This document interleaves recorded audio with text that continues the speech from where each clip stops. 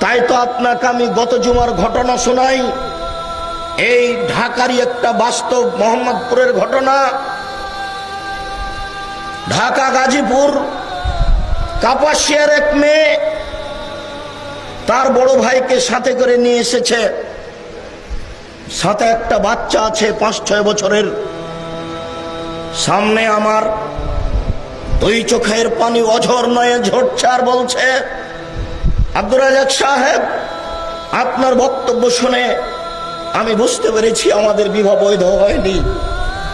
এই কারণে আমি আমার বাপের পা ধরে নিয়ে পড়ে গেলাম, আব্বা আপনি এই বিবাহের সন্তুষ্টি জানান, আমাদেরকে রক্ষা করুন, আমরা জেনার মধ্যে রয়েছি। আমার বাপ আমাকে উত্তরে বললেন, তুমি বের হয়ে যাওয়ার পূর্বে যেদিন ছিলে, বের হয়ে যাওয়ার পূর্বে যেমন ছিলে, যেদিন তুমি ঐরূপ হতে পারবে সেদিন আসিও, সেদিন আমি তোমার বাপ, তার আগা পর্যন্ত আমি তোমার বাপ নই। আপনাকে আমি এই কথার উত্তর কি দিতে পারি? আমি বললাম, যাও তোমার বাপের পা ধরে আবার পড়ো, দেখো তিনি কি বলেন।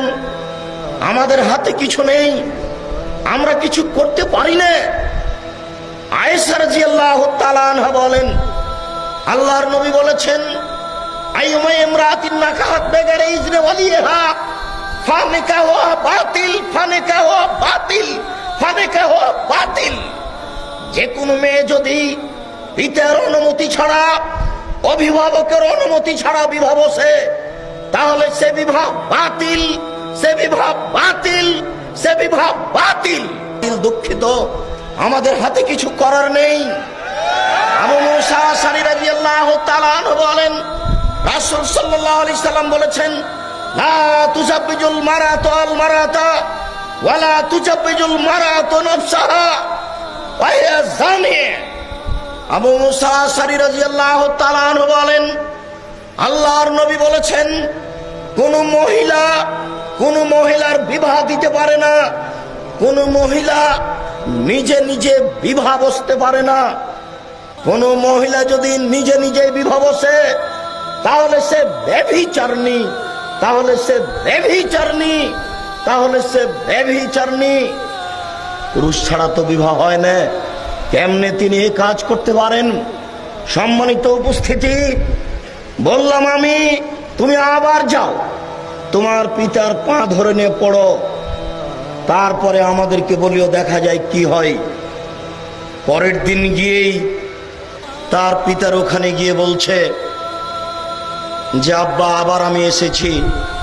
বলার সাথে সাথে পিতা বাড়ি থেকে বের হয়ে গেছে। বাড়ি থেকে বের হয়ে বলছে, যতক্ষণ পর্যন্ত মেয়ে আমার বাড়ি থেকে বের না হবে, ততক্ষণ পর্যন্ত আমি বাপ এ বাড়িতে প্রবেশ করব না। আপনাকে আমি বলতে চাচ্ছি, এটা কেন? তার ভালোবাসা কোথায় গেল, কেটে গেল কেন? যেই বাপ দিনাজপুর থেকে, রাজশাহী থেকে বারবার বলতে পারেন, আম্মু তুমি ঢাকা বিশ্ববিদ্যালয়ে পড়ো, পয়সার প্রয়োজন হলেই বলবা, বিকাশে পাঠাবো, যে কোনো মাধ্যম দিয়ে পাঠাবো। শতবার বলে, আম্মু কেমন আছো, আম্মু টাকার প্রয়োজন, যখনই প্রয়োজন তখনই বলবা। দিন যায় রাত্রি যায়, পিতা হাজারো বার আম্মু বলেন টাকা পাঠান। হঠাৎ একদিন ভাতিজা বলছে, চাচা খালেদা তো বের হয়ে গেছে, কুৎসিত এক ছেলের সাথে চলে গেছে, মদখোর এক বদ ছেলের সাথে বের হয়ে গেছে।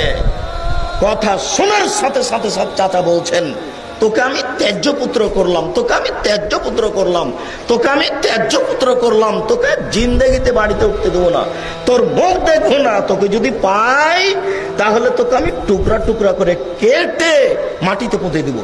নিশ্চিত